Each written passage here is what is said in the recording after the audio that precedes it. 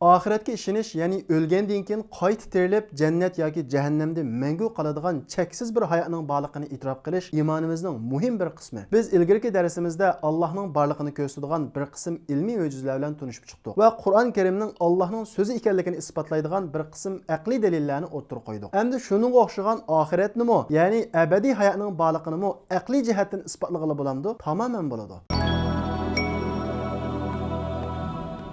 Aslida Qur'on Karimga ishonish oxiratga ishonishni talab qiladi. Chunki Qur'on Karimda necha yuzlagan oyatlar oxirat haqida to'xtaladi. Shuning uchun olimlarning ko'p qismi oxiratning dalili aqliy emas, naqliy deb qaraydi. Ammo Ibn Qayyim Javziy va Said Nursi oxiratning dalili naqliy ham aqliy deb qarab, bu haqda aql qoyil bo'lgudek darajada aqliy dalillarni keltiradi. Biz bu ustozlarimizning so'zlaridan foydalanib turib, oxiratning, ya'ni abadiy hayotning borligini aqliy jihatdan %100 isbotlaymiz. Birinchidan, Alloh taolo insonlarning tabiatiga nurg'ulg'an ehtiyoj va istaklarni o'rinlashtirgan va shu istak va ehtiyojlarni qondiradigan narsalarni ham yaratgan. Masalan, odam ustiga vaqtida nimani xohlaydi? Suvni xohlaydi. Bu nimani bildiradi? Suvning borligini bildiradi. Agar yer sharida suv deydigan bir narsa bo'lmasa edi, Alloh taolo odamning tabiatiga ussaydigan bir tabiatni qilmas edi. Odamning qursi qochgan vaqtda tomoq yegisi keladi. Bu nimani bildiradi? Tomoq deydigan bir narsaning borligini bildiradi. Undaqda butun insoniyatning o'limdan qo'rqishi, o'limdan qochishi va o'lmaslikni orzu qilishi nimani bildiradi?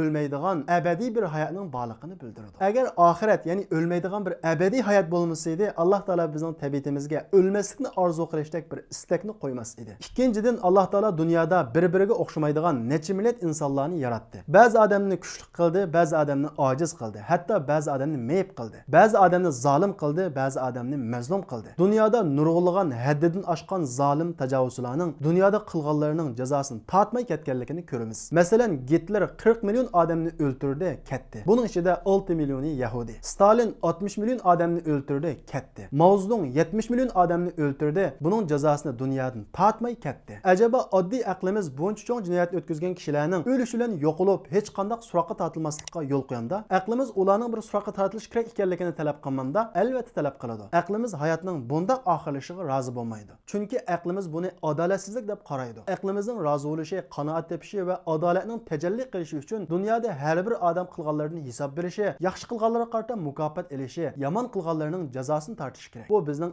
aqlimiz talab qilgan eng aqalli bir ish. Alloh taolo Qur'on Karimda zolimlarning qilmishlaridan Allohni bexabar deb o'ylamagin. Innama yu'akhiruhum liyawmin tashkhasu fihi al-absar. Alloh taolo ularni jazolashni dahshatidan ko'zi chakchib ketadigan kunga, ya'ni oxirat kuniga kechiktiradi deydi. Uchinchidan, Alloh taolo dunyoda nurg'ulg'an koinot va mahluqotlarni yaratdi. Zarra atomdan boshlab quyosh, yulduz, har xil rang va har xil ta'mdagi mevalar, osmon, koinot, son sanoqsiz narsalar. Badanimizda 100 trillion hujayra, har bir hujayrada taxminan 1 trillion atom nada nima ish qilganligini bilib, vazifasini eng go'zal shaklda elib berib, bizning hayotligimiz uchun xizmat qilmoqda. Sekundda 50 million hujayra o'lib, 50 million hujayra tiriladi. Nimishqa bizning bunga ehtiyojimiz bor. Agar inson o'lim bilan yo'qoladigan ish bo'lsa, koinotdagi va badanimizdagi buncha alohidlik va sistemlik o'rinlashtirishlar nihoyat ma'nisiz bo'ladi. Masalan, necha million pul xarjlab bir maktab silindi. O'quvchilar uchun o'qituvchi, xizmatchi hamma narsalar to'liq tal qilindi. Ammo o'quvchilardan hech qanday natija talab qilinmasa, bu shuncha mablag'ni silib bir ahamiyatsiz ish qilgan bo'ladi. Shuningga o'xshash Alloh taolo insonlar uchun butun koinotni va koinotdagi narsalarni nihoyat sistemlik,